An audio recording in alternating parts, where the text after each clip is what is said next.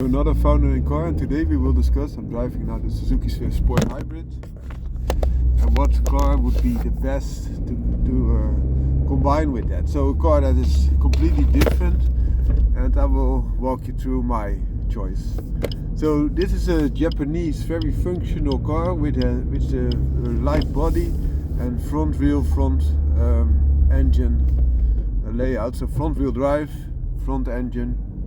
And it is a 5-seater, very practical, also has 5 doors, so one at the back being a hatchback design. And I would say that the most opposing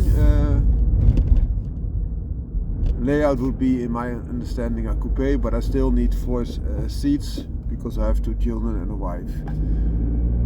And I also want then rear wheel drive. This is a 6-speed manual. I also would then take a car that's a lot bigger, more of a Grand Tour, and also rear wheel drive automatic. And my choice, this is a very functional car, it's not that extremely pretty, but I think it's nice. It's also low cost. I would then go for a high cost front engine rear wheel drive layout with a very nice engine. This is a turbocharged engine, and I would go for a naturally aspirated engine in a coupe form. And then my choice would be an older type, so it does not have to be a new one, Maserati Gran Turismo. And why? This is an Italian beauty, it is a coupe shape, it has still enough room also to take your children and your wife with you. It is not functional, it's very elegant. It has a car that's made for driving enjoyment, especially hauling long distances. It's quite reliable. It has a Ferrari engine as a heart, 4.2 liters, which I like a lot as well. And it's just a phenomenal car.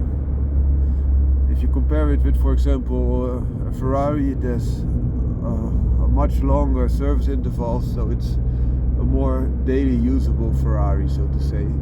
And the Ferrari is more directed at sportiveness and also therefore lighter, more pure. The Grand Tour is more luxury tourer with a very nice exhaust sound.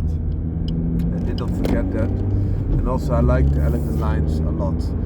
There are other candidates also that I really like and could have a similar role. One would be the Jaguar XK8 or XKR. XKR, of course, preferably. That's a supercharged one, so not turbocharged, but supercharged 4.2 liter. But also, if you just get the normal regular XK8, then it could be a 4 liter, 4.2 liter, or 5 liter V8 with or without the turbo. No, the turbo, with or without the supercharger. So those are my picks, and I think it's also very nice that you have a car that's automatic. And that car, the Maserati Gran Turismo, also has these flippers to shift with your car if you want to do it manually, so you can just shift with your steering wheel.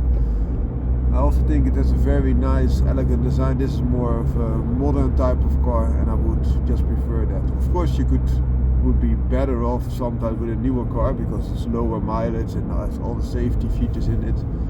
But I think the older ones are almost as good, and you get them a lot cheaper. So if something goes wrong, and in this type of cars sometimes things go wrong. Suzuki Swift is a Japanese car, also comes with 6 years of warranty, which you will not find with a Maserati, for example. Even though the Maserati might be 9 times the price of this little Suzuki Swift, which is also a sporting type of car. I could also go with a lightweight type of car, but then it would be hard to get 4 seating places, and this is already a very lightweight type of quad hatch. So I think it's better to go with a bigger, heavier type of car.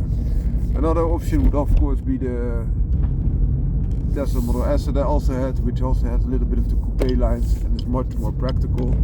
So 5 doors, and it has an electric engine, it's much more reliable as well.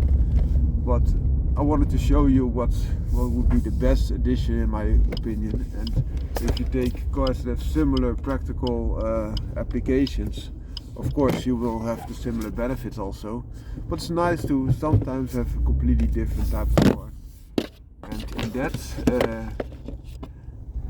in that thought line, I introduced to you the Gran Turismo of Maserati. Found a car? Out!